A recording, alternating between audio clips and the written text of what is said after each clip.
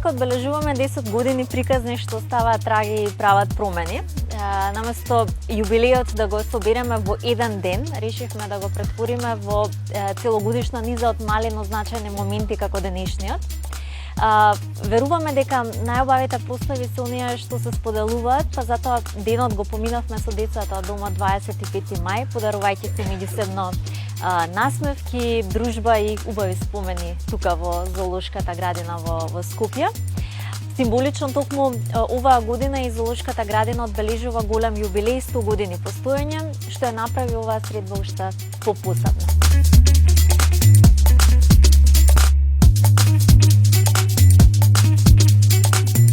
Инспирација, како и моите колеги, не донесе тука само една цел, тоа е животните. Бидејќи работам често и со деца, иако мојата основна професија е зоонеговател, на децата знам да им речам, замислете институцијава да беше човек, и беше една, викам, сериозна стара баба, 100 години не е малце, заради тоа што, веројатно, во 926 кога Станко Караман решил на ова тло да формира една збирка, колекција која во тоа време нели се викала Зоолошка и се уште се вика до душа, но во се надевам еден поинаков формат или 100 годишнината треба да ни биде едно потсетување за минатото, но и она што сега го живееме.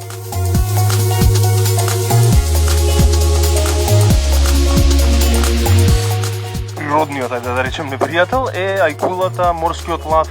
И сега тие ако пливаат одоздоле ќе го видат стомакот на пингвинот, така, кој што е бел, светол, најчесто како небото. И ќе се совпадне со површината на небото и ќе се успее да се камуфлира.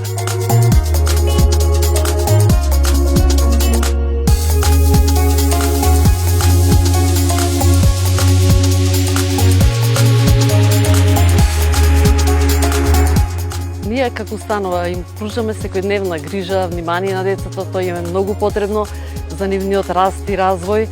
И денеска имаат исто така можност да направат една паралела како е овде во Зоолошката градина, како негователите овде се грижат за нив, им ја пружаат потребната поддршка, внимание, љубов.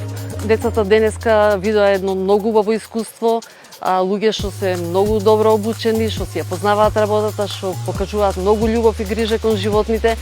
Голем интерес постоеше кај децата, воодушевени беа од искажувањето на Војо како зоонеговател.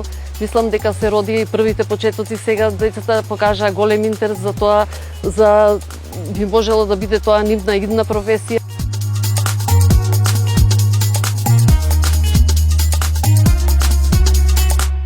Царство на пингвините, на фламингата, сега и камили си земавме и се така помалце се нешто си зимаме.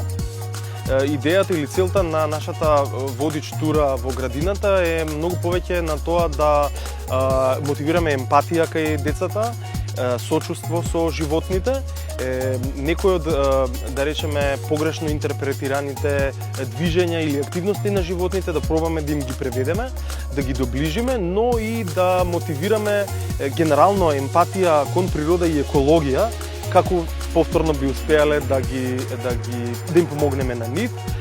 И она втората цел, поготово денес, беше да мотивираме некоја ваква категорија тинејџери, да почнат да размислуваат на тоа како би си ја пронашле професијата која може би се поистоветува. Овде сепак живеат живи животни за кои што зависат од вашите активности денес. И колку повеќе се инволвираат луѓе кои што сакаат животни и природа, толку подобар квалитет за нив, но и толку побрза трансформација на институцијата во која самиот работам. Затоа верувам во ваквата млада генерација и верувам дека тие се оние кои што ќе ги направат.